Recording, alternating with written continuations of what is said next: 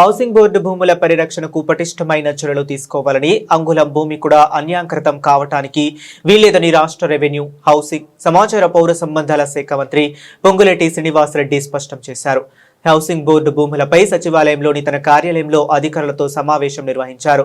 Housing board భూముల lease, అగ్రిమెంట్లు, court కేసులు, అద్దెలు తదితర అంశాలపై సుదీర్ఘంగా చర్చించారు. ఒకవైపు భూముల పరిరక్షణకు చర్యలు తీసుకుంటూనే మరోవైపు లీజు, కమర్షియల్, అద్దెలు, రెగ్యులరైజేషన్ తదితర అంశాలపై కార్యాచరణ ప్రణాళిక రూపొందించాలని అధికారులను ఆదేశించారు. నిజాం కాలం నుంచి 115 సంస్థలకు హౌసింగ్ బోర్డు భూములను లీజుకు ఇవ్వటం జరిగిందని, ఇందులో ప్రధానంగా institutions, residentials, commercials, schools, temples తదితరులు ఉన్నాయని అన్నారు.